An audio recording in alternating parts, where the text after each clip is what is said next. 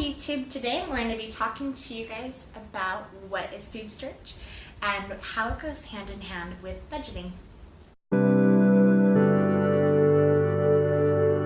So many of you might recall the story from the Bible about how Joseph was sold into Egypt by his brothers, and because he was a righteous man, he was able to interpret dreams. He was asked to interpret the Pharaoh's dream of the land of Egypt, and in this dream, Joseph interpreted the meaning behind it is that there would be 7 years of feast in the land of Egypt and 7 years of famine.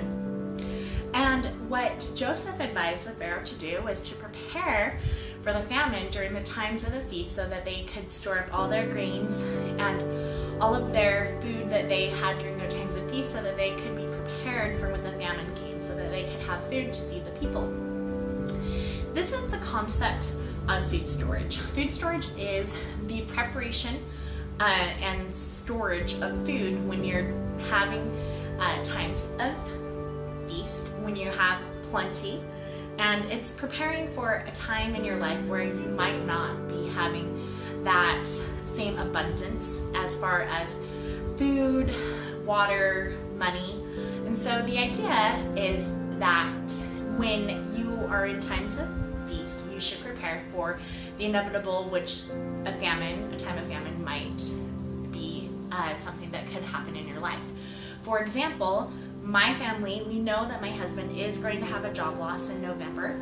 So right now, I'm doing what I can to shop sales on food and buy in bulk when I see good deals so that I can prepare for when we do have this time without work, and I can have food on hand of things that I know my family likes and I know that we can eat, and I'm buying it now when I see it on good deals and when I see just the things that I know that we will eat. I'm buying them now so that when that time comes, if we have to make the decision between paying for our heating and electricity when the months are cold and buying food, we don't have to make that choice. We'll have the food on hand. So the church I belong to, called the Church of Jesus Christ of Latter-day Saints, advises that you should have enough food, water, and money set aside for every needful thing in case there is something that might occur or happen in your area. In the world that we live in right now, these could be anything. For example, I live by a lake that has been known to flood in the past, and I want to be prepared in case we do have flooding again during the rainy season. I want to have clean water in my house in case the sewage system from the rain somehow isn't working, and I want to make sure that I have clean water and the right chemicals so that I can clean my water in case we're out of water for a few days. And if just any sort of disaster that happens, I want to make sure that I have food on hand, that I can be prepared to help not only myself but help the community around me. So if somebody in my area has something that happens to them, I want to also be able to provide for the people in my neighborhood who also might be struggling during one of these events. So this is why I like the idea of food storage, of having food on hand to prepare for any needful event that might happen or occur that could cause our family to need excess food, and maybe even cause our family to be able to share food that we have with others. For example, even if my husband loses his job, but if there's a need that comes up with the family and maybe they go through something and somehow something terrible happens and they can't have access to food or clean water, even if my husband's without work, I want to be in the position where I can say, hey, come to our house, have a meal with us.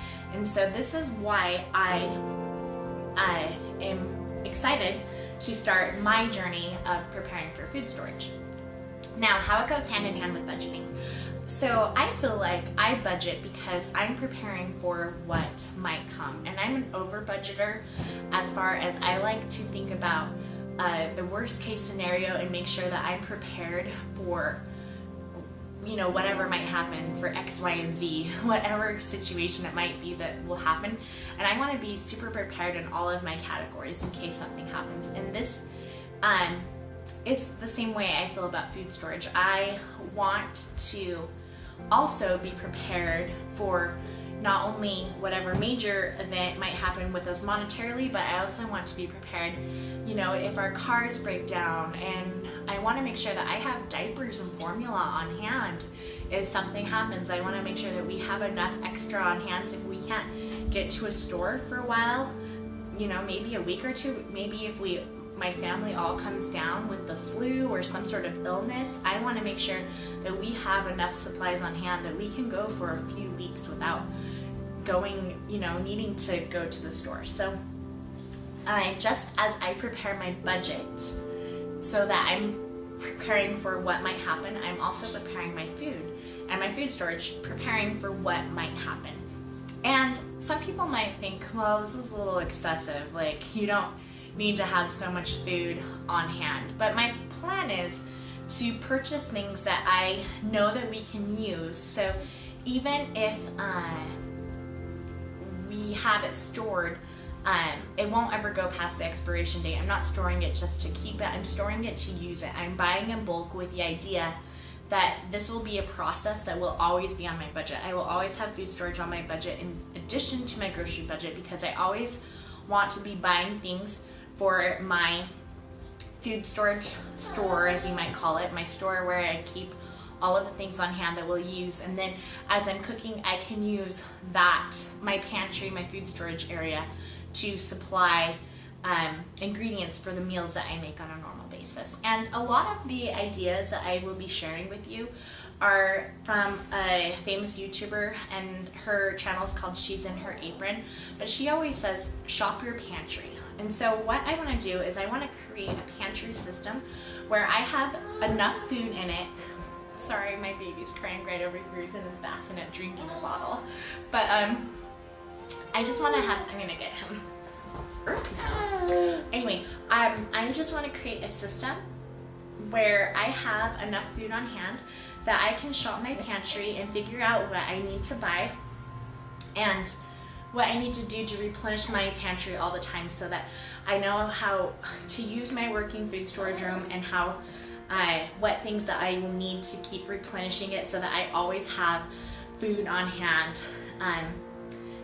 And so that is my goal over this next year, or at least until my husband loses his job, is to start preparing for major disaster, which in our case is this upcoming job loss. I'm going to start shopping sales right now, shopping in bulk, so that I can get items that I know our family will like, and so that I can prepare for this time when we are being, our family will be in what is kind of a famine for us when we are without a job. So this is what food storage is. This is how I compare it to budgeting. And I sure hope that you guys will enjoy this. I'm excited to go through and explore how to start food storage. I call this channel Becoming Housewife because I'm learning how to do all of these things that I want to do, and which I think will be good for my home and for running my house. And so I don't know what I'm doing, but I want to share my process with you as I go along, because I'm really, really excited to start this new exploration as far as developing my food storage. And I have an idea about how I'm going to do it, and I'm really excited to share how I do this with you guys in this series, which will be about food storage and budgeting and preparing myself for every needful thing that might happen for me and my family, so that we are prepared for when we have times of famine. We're prepared for when times will be hard, so that we can glide through it easily and get back on our feet. So I hope you have a great day. Thank you for watching. Bye.